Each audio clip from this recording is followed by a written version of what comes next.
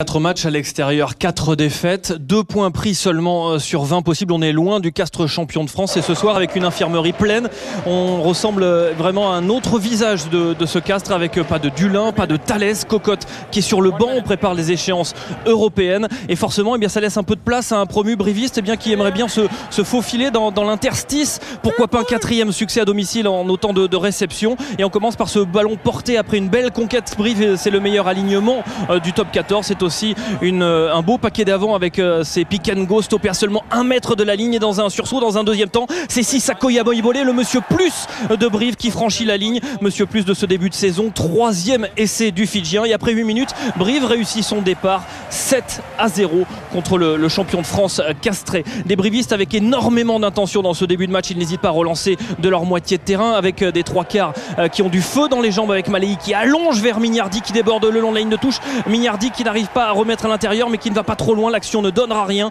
si ce n'est une faute castraise sanctionnée par Gaëtan Germain. 10-0. Brive réalise un premier break dans ce premier quart d'heure de jeu et nouveau temps fort à suivre. On est toujours dans les 20 premières minutes et les brivistes sont au pied des poteaux castrés avec Péjouane qui voit qu'il y a de la place à l'extérieur. Il sert Radikelike, seul face à d'avant. Il accélère le Fidjien, il passe la ligne. 2e essai de Brive et cela fait 17-0. Vous ne rêvez pas, après 21 minutes de jeu, le promu est en train de bousculer, de renverser le champion de France et Nicolas Godignon qui a prolongé dans la soirée de 2 ans avec Brive apprécie.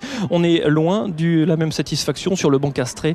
Contraste saisissant face à des castrés qui ont complètement manqué leur début de match. On est toujours dans la première demi-heure de jeu et tous les ballons sont brivistes, toutes les initiatives sont noires et blancs. On est dans les 22 mètres et les castrés sont bloqués sur leur ligne, obligés de défendre et les brivistes rebondissent sur la défense à l'image de Koyama Ibolé qui rafute Klassen. Il est repris par un 3e défenseur mais dans un sursaut il arrive à servir Malei.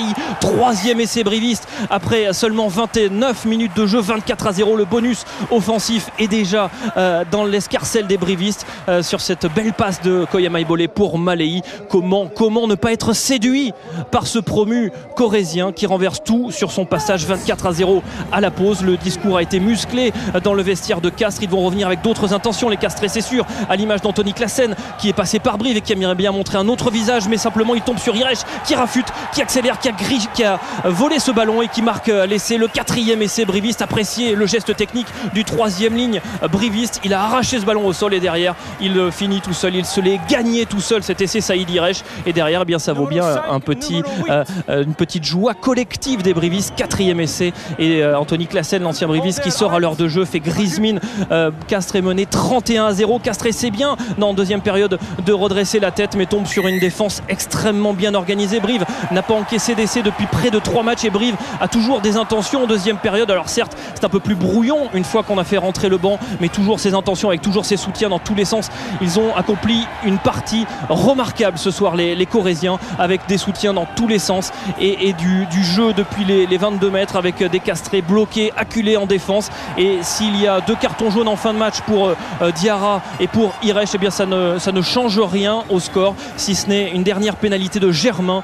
Brive s'impose 34-0 et communie les 20 dernières minutes avec son public. Une véritable hola communion totale.